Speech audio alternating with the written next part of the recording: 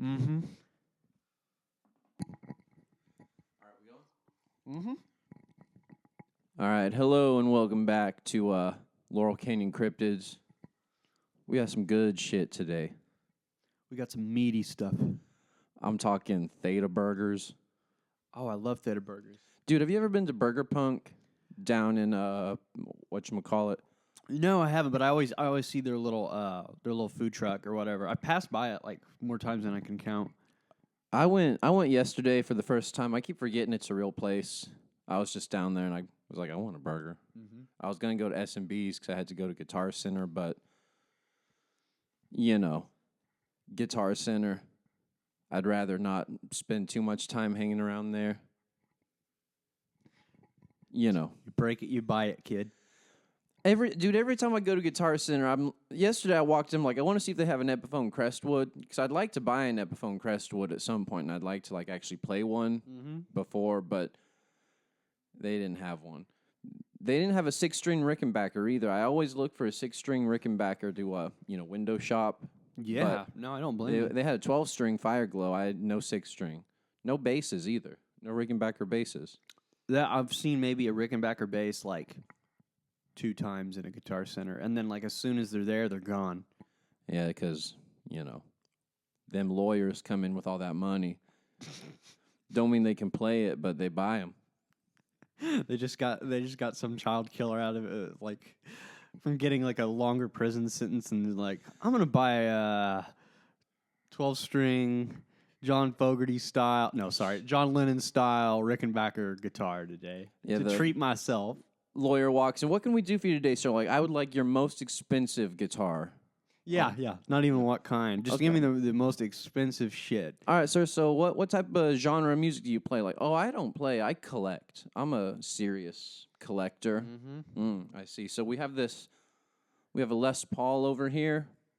What's your budget? Don't ask me those dumb questions. There is no budget. You know what I do? Do you know who I am? Right. You got to keep the missus entertained somehow.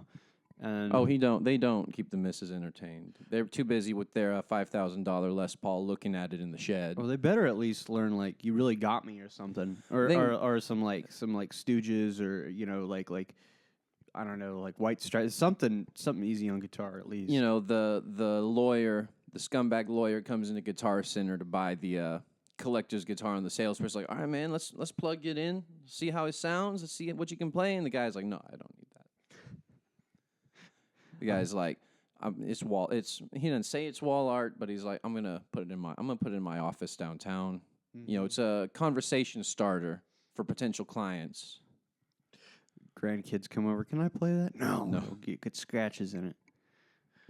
They But actually want it's to al- learn. They there's actually want to learn already music. There's already scratches in it. That's called road worn, and it's an aesthetic. Man, Pay an extra $1,000 for it to be road worn. have you ever been in a music store? Yeah. Where the people just want you to leave as soon as you walk in? That was me at Guitar Center yesterday. Oh, Quite really? honestly. Yeah. Sometimes I don't go to Guitar Center often because I got my own specific place I go where I can get strings for a lot cheaper, this and that. But I need a guitar stand. I need some patch cables. I'm like, I might as well just fucking go to Guitar Center. Every guy was like, "You ready to check out?" I'm like, "No, dude, I'm still looking." He's like, "Well, the guitar stands are right there." I'm like, "No, dude, I'm looking." He's like, "Well, they're right there. Look, the checkout." I'm like, then I get to the checkout and I'm like, "Hey, man, I'm just wondering if you have an Epiphone Crestwood." "No." "Well, you know what? I guess I'll pay my $70 for 2 products and leave." Guitar Centers, I always say music is a lot like golf.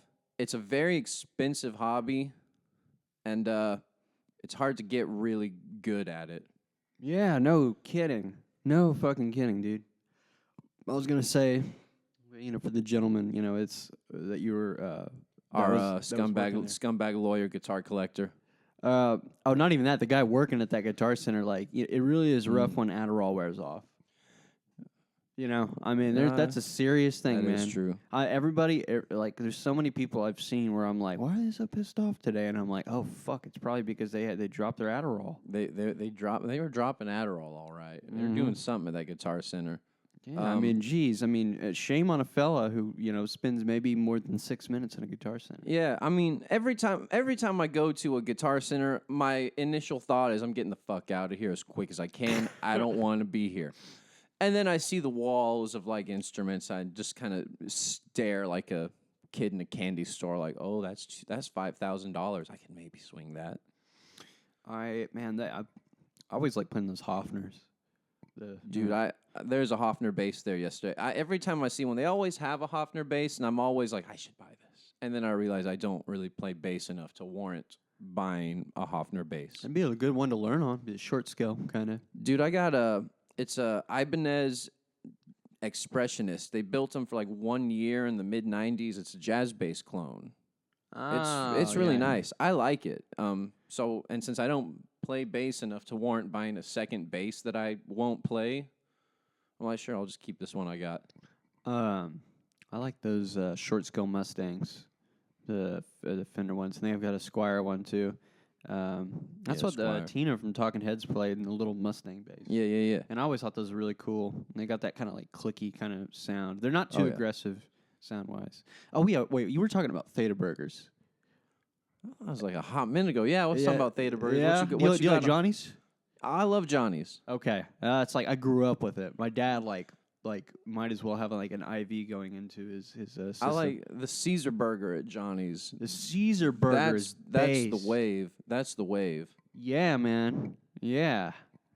When you eat that shit, your friends are gonna betray you and stab you. But it's well worth it. Real as hell. That shit's so good. You ever been betrayed and stabbed by like a group of senators? No, but theoretically speaking, if I did, I wouldn't be having a good time. I'd probably be yelping and screaming. There'd better be several civil wars on the behalf of my successors afterwards. Not shout out to Mark Antony. Fuck that cat. But Yeah, he's a little long gone. Man, he got some power, and he goes, I'm leaving the country. I'm gonna go chill with my old boss's ex. Out in Egypt. And then I'm going to name my kid the Sun. What about Caligula? I mean, You ever see the movie Caligula with Malcolm McDowell? I heard tell that's what What's-His-Head at the State Department was watching on his TV. You know about that? Yeah, vaguely. It was a Jackie Chan movie, allegedly. Oh, okay. I've decided anytime there's scandal in local government, yeah. I don't believe shit, so I'm just going to believe whatever's the funniest. Well, the Jackie Chan thing is pretty damn funny. What I heard, and this could very well be, fake news, but I heard that at first he was saying, no, the governor planted that on me. And so that's what I'm choosing to believe, because that's just hilarious. Man, that would be... Well, that governor would be really petty to just, put some naked ladies on the television. Well, at the wrong time. Or right time in this situation. He needs to lawyer up, and I got just the lawyer for him. I'm going to go to the Guitar Center. I'm going to hang out in the expensive guitar room and just be like, hey, you got a business card? I got some shady-ass individuals who need legal representation. They are in deep shit. Can you help me? And he goes, yeah, okay. How much do you charge? He looks at the price tag of the 59 Les Paul, about that much. I'm like, all right. But I've mentioned to you before, I think, but I got a little 1969 Teisco Japanese-built hollow body guitar that, it's in good shape. Like, it looks real good. There's only one crack on it, and that's at the fucking the strap bobble deal at the bottom that I didn't see when I bought it. But I'm like, that's not too big of a deal. Oh, that ain't nothing. But the electronics are, I mean, it works, but the little switches and the toggles are kind of fucked. And I'm taking it up to a shop in Springfield in a couple weeks because I am not giving Guitar Center a vintage, foreign-built, Sears catalog guitar. Right. And trusting them to not fuck it up further.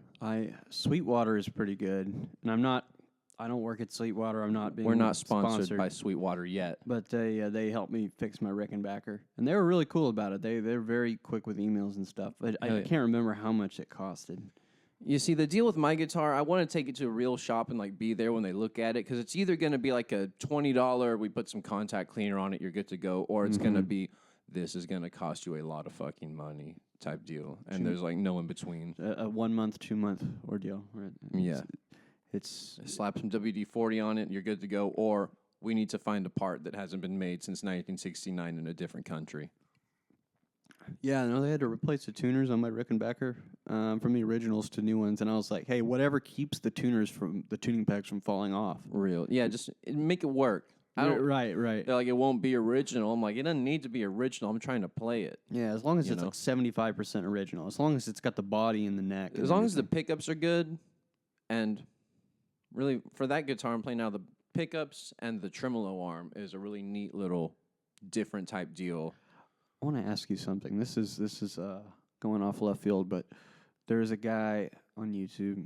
He's like a prank guy, you know. Yeah. Which, you know, there's a bunch of those, but this guy... He's just a prank, bro. This guy has somebody to come look over his computer monitor, and he says there's something wrong with it, and the guy starts unscrewing it, and this fucking crazy bastard put black beans in his computer monitor, and the guy is disgusted. The guy goes, dude, somebody put beans in your computer. There are beans in there. This is like Mexican food. And the guy is like disgusted. Like he's like, I don't know who sold you this, but there's beans in your computer, man. This is not normal. And he's freaking out. And the guy's just going, I don't know what happened. It's one of the better prank videos I've seen. That's pretty good. Yeah, it is. And he takes his car to the shop and he's got SpaghettiOs. Real. Yeah, like the gas tank or something. The guy's like, dude, this is like fucking spaghetti. I don't know who sold you this car, but you got fucked over. Damn. Yeah, it's pretty funny. So going off the instrument topic we've been going on, you know, I know you play bass. You've alluded to that fact several times. But what else? What all can you play? I see modular. I can't say words. Say modular synths. Yeah, a little bit of synthesizers from what I've collected over the years, and I'm not like a masterful keyboard player, but I can come up with melodies and bass lines on it, just like the other instruments. So I use that to my advantage, and then I can do the sound design stuff the best of my. I mean, I know there's a saw wave, there's a square wave, cut off, sine wave. You know, like I can alter those. You know, if I really pay attention, use my ears to be like, okay, this is what I want, this is what I don't want. I've been doing drums for about 3 or 4 years. That's my most recent instrument. Guitar.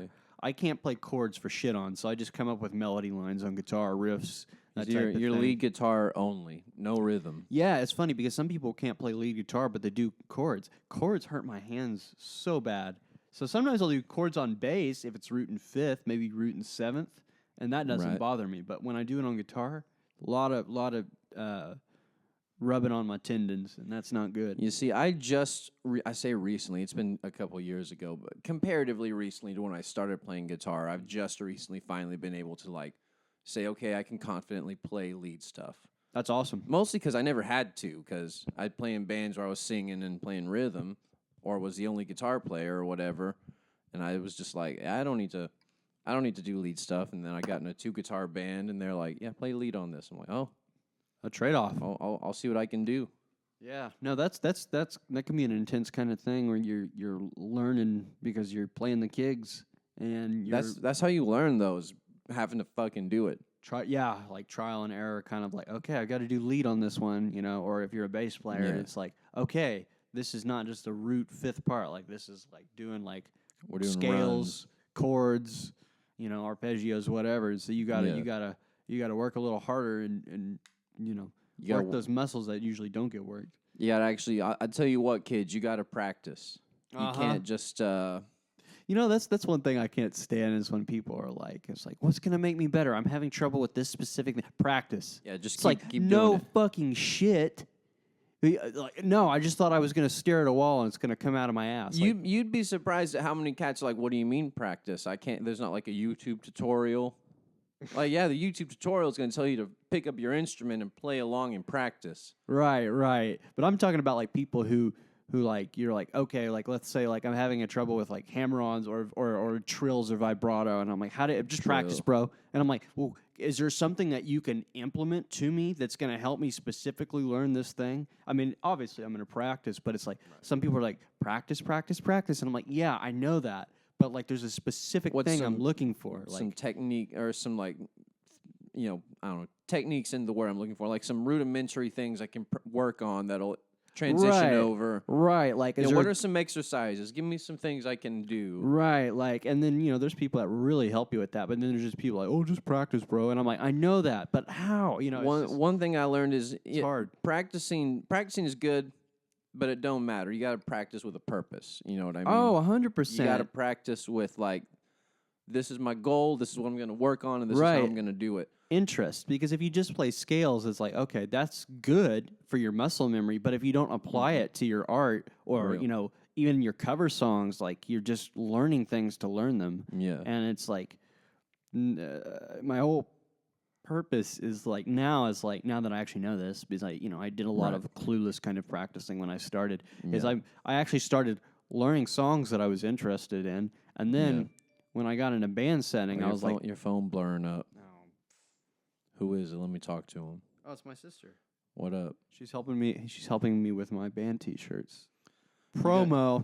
You got band T-shirts? Finally, after 9 years. All I got are damn business cards. My old band had stickers. That's awesome. Business cards are cool. Before 2 bands ago, we had. I've been very DIY in my merch making, mostly because I don't want to fucking spend $200 for a shirt that no one's gonna buy. You know what I mean? Who would buy it? Well, yeah. Besides me. You know what I mean. But like, I played in this band a while back. I'm trying to decide if I want to give the name or not, because we have music out, but also those are not songs I stand by. And I'm like, I look back, I'm like, I shouldn't have recorded this shit. But I think everybody's got a little bit of that. I mean, it's growth. Even if you look back on it and you're like, oh God, like it's growth. It's a stepping stone, And I'm still super tight with all the members of that group, and we've. Oh, that's good. So but we played a Valentine's Day show, and there's a picture of our bass player holding a gun and like making a face. And what we did was we took that picture and made stickers out of it, and then cut them into hearts and put like heart emojis all over it. That's actually pretty funny. We sold our keyboard player was a florist at the time, and they made bouquets that we sold for like $20 a pop at this show. And we had like 6 of them. We sold those fuckers. That's awesome. I'll tell you what. That is awesome. Cats came out to the punk rock show, and they're like, "Oh shit, I forgot to get my girlfriend fucking flowers." See, that's good. Got this right here. That's good marketing. I just went to a marketing seminar for musicians. My friend was hosting it, and that is like a really specific kind of niche, cute little thing.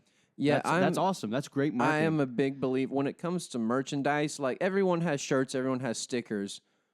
What can you sell that they'll see at your merch table and they'll say, "Oh shit, that's crazy. I want to buy that." Man, that's a good. I remember there was. I know some bands have their own, and it's kind of like kind of a fad in a way. And I love coffee, but like a lot of bands have their own signature coffee. And sometimes it will be really good, and then other times it'll be like, okay, this is just like your average dark roast or whatever. But I think like if you really get into the nitty gritty of it, and like the band member because there's this coffee company called Leap, and they're really cool. Yeah. And they have an artist series, and they'll have different artists, whether a painter, musician, they'll pick the roast themselves, like the blend they're gonna use or whatever. And I was like, dude, if I ever got like big enough to do that, like that would be like a dream come true. All this talk about merch, I don't even have any gigs booked for the long-term or short-term future, so I ain't got to worry about that shit yet. You never know what will fall right out of the sky. That's true. I'm trying to put together, and I have everyone except a drummer on board, I think. I posted a thing on my Instagram like 2 days ago, and within that time I've had some people hit me up. So. That's good.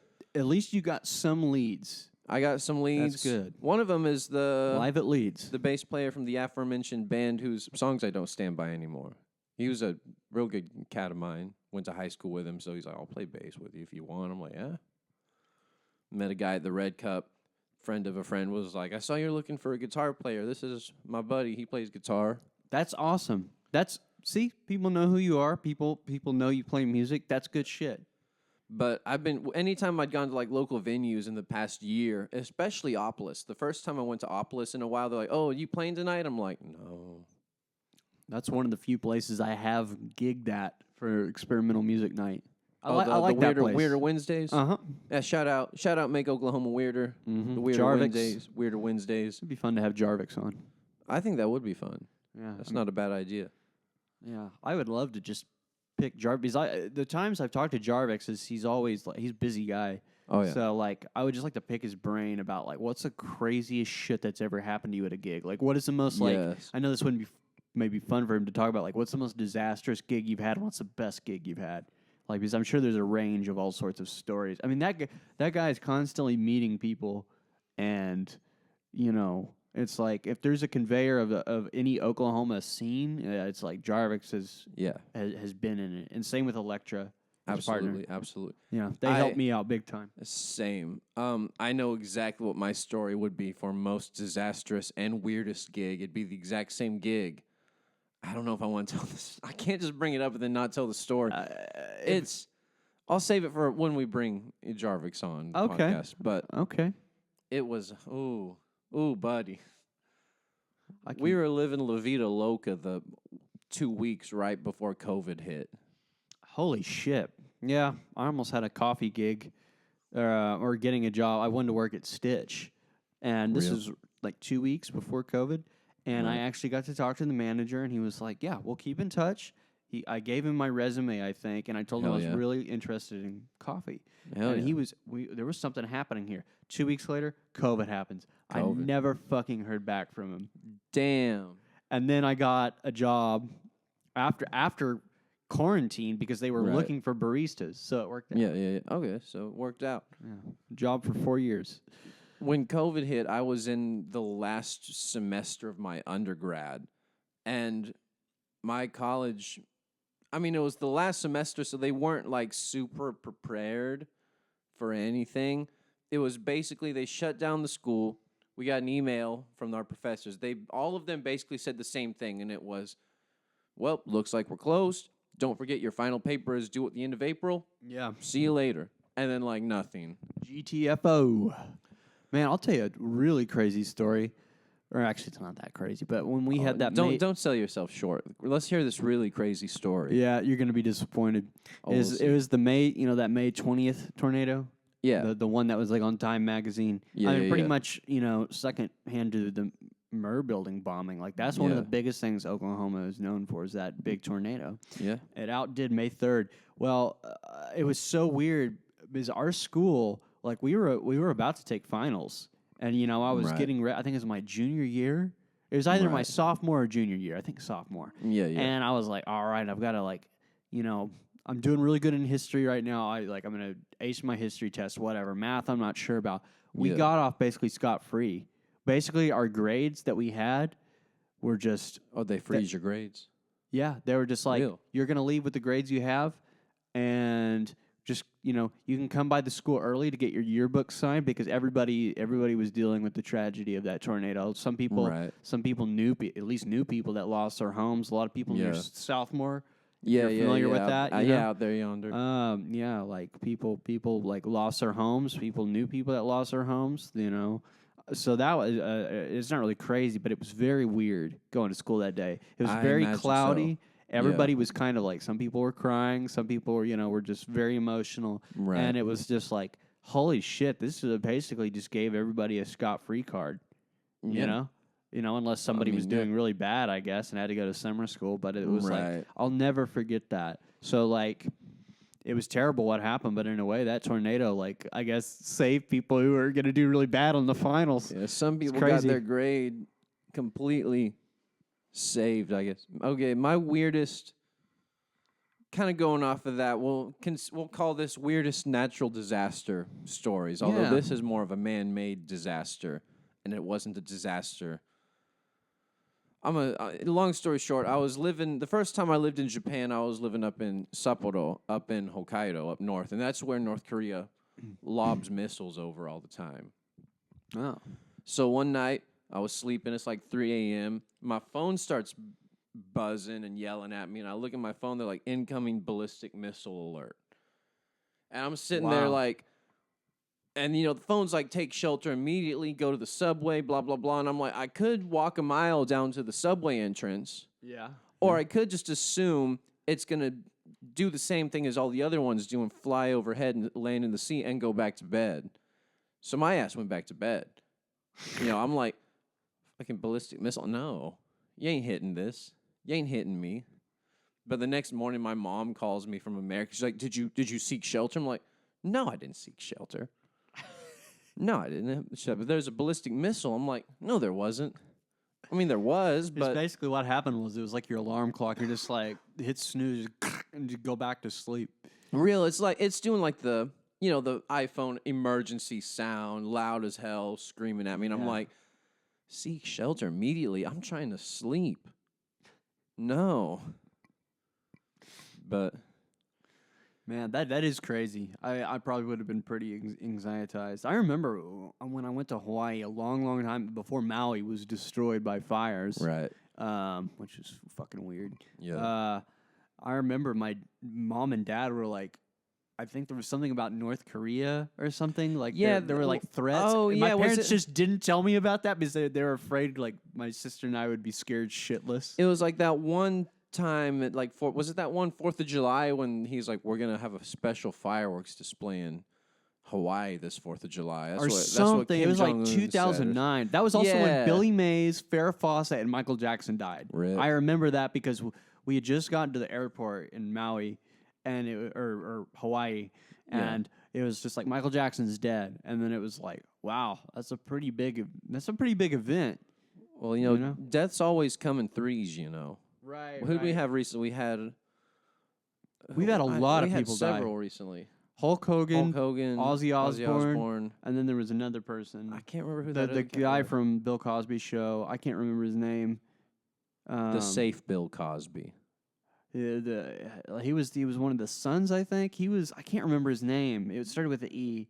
I know he was talking. I feel really bad, but he drowned. He drowned. Damn. In like Costa Rica or Puerto Rico or something. It's terrible. And then we just lost Brian Wilson. Yeah. And that was kind of like that guy held on. Man, I got a buddy up in Minneapolis, and we should get him on the podcast at some point. He'd be a great fit. But when I was up visiting, he's like, I asked my band to introduce me on stage as a new stage name. I'm like, okay, let's hear it. And he goes, I told him I want you to call me the Safe Bill Cosby. And the band's like, dude, we're not gonna call you that. He goes, why? I mean, it's safe. I'm telling you right now, I'm safe. It's one of those kind of bits that just puts everybody in a weird place. And they're like, why no, not? If we put safe in front of it, it's fine, right? No, dude, why are you fucking hesitant? Yeah, no, that's pretty good. We got to get him on the pod. He'd chop it up. You know what I mean? And he's got like a master's degree in playing trombone, so he knows. No, that would be fun. I've got a friend that he can talk up a storm about pretty much anything. He's a little bit older than I am. He's in his 40s, but he's one of the funniest people I know. 40s. Yeah, it's like he's just like he'll always tell me stories all the time where I'm like, man, like I wasn't around for that, but it's good to hear. That sounds crazy, bro. I wasn't born yet. Right. Yeah. That kind of thing. Yeah. That's the crazy thing about, especially me hanging up at the Red Cup with all those older cats, and they'll be like, yeah, you ever been to such and such restaurant? I'm like, no, I've never heard of it. Like, well, it closed down in the late 80s. I'm like, yeah, it's like, what the fuck? I've definitely never been there. I'm not 40, man. It's like, yeah. It's like my dad will tell me all the time about like, I think there was a Rainbow Records, and they just recently like tore down part of the infrastructure. Yeah. And are you talking about on Northwest Expressway? I think so. In the Classen?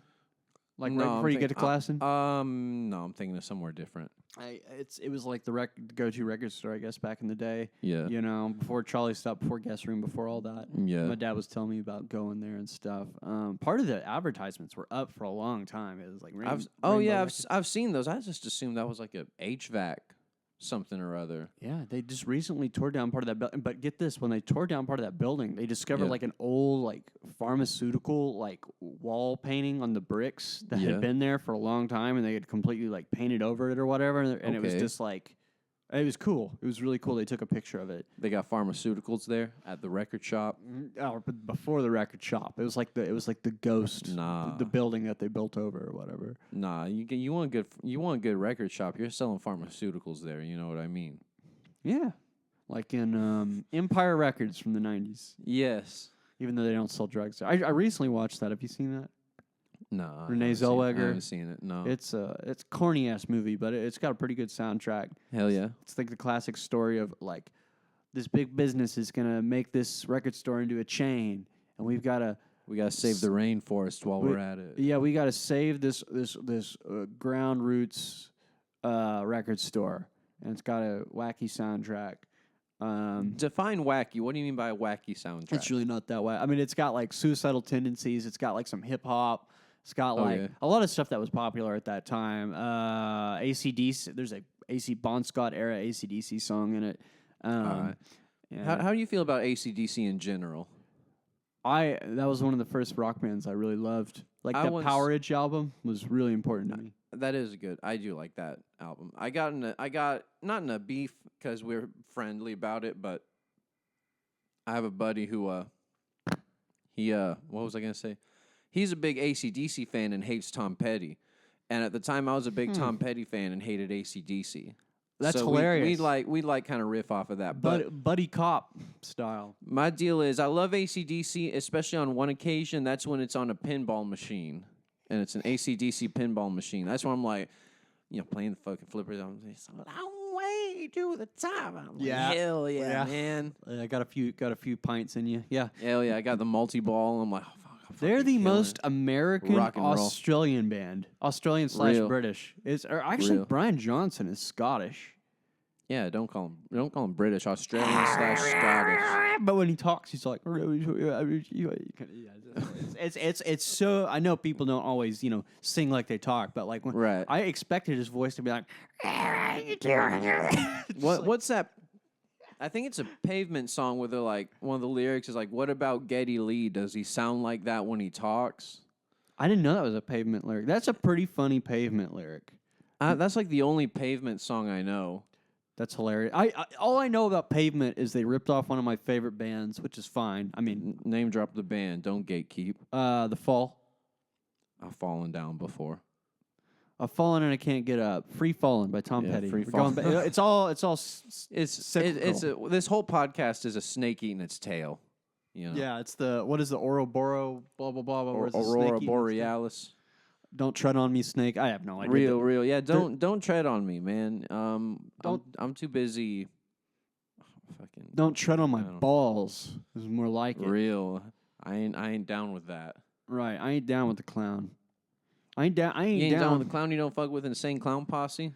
No, they're funny. You remember the time they went on Howard Stern and like threatened a guy like outside of the studio, and That's kind of hard. And the guy came in and was like, "All right, let's fight." And they're like, "Oh, we were just kidding." Oh, so they're not really about that life. I guess they weren't, or like I don't know. But it's like funny because there was like two of them, and like I guess the guy was just mean and scary enough for them to be like, "Oh no, we don't mean it. We don't mean it, bro." Man, my buddy Jared. He was my drum teacher for the longest time. He worked for my high school as like the drum tech, and he was the drum teacher, and then he played drums for me for a while before he vanished. And I hope I can find him someday, but I think he's just dealing. But long story short, my first interaction with him was he walks into a drumline rehearsal, and he stands up at the front, and the very first thing he says before anything else, before introducing himself, he goes, "Man, have you guys heard about the Juggalos?"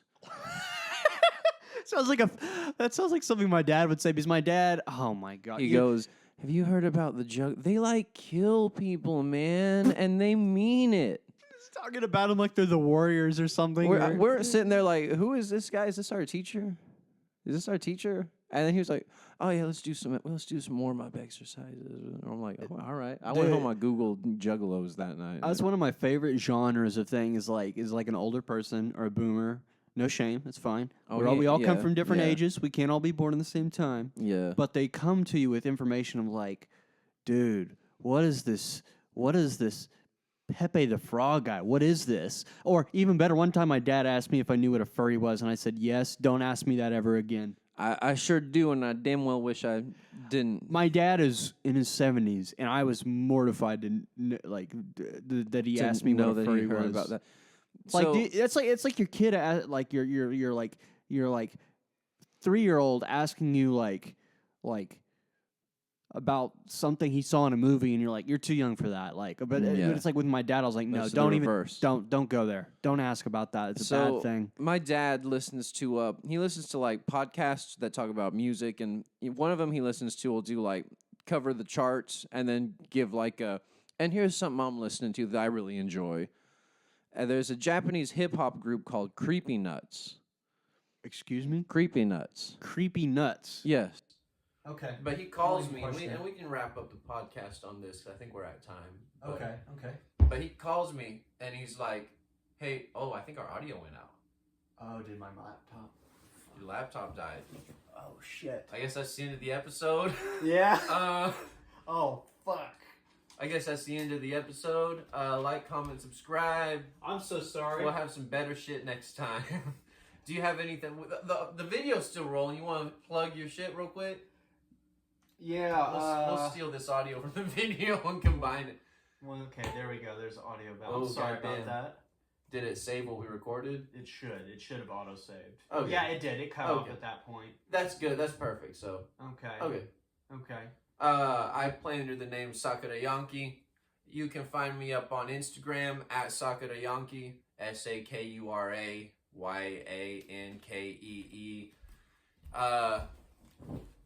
You got what? Chameleon Factory? Chameleon Factory. I've got an album coming out September 1st, and I've got a single this Friday. That will be, let's see. What day is Friday? Friday, tomorrow? Oh, shit. It'll be Friday 8th. I've got a single coming out tomorrow. You're going to cream new jeans, man. It's awesome. Don't drink and drive. What else? Stay safe. And, don't get put on no watch list. Yeah, keep your dick hard. Don't take all that Blue Chew. Sorry. Hey, you're killing off potential sponsors. Oh, wait. No, do Blue Chew. Because we need the sponsorship. Take like 4, 5, 6 of them at a time. Fuck you. Manscaped. Blue Chew and Manscaped, great combination. Blue Chew, Manscaped, Adderall. That is breakfast of champions. Real. You won't regret it. I promise You will not regret it.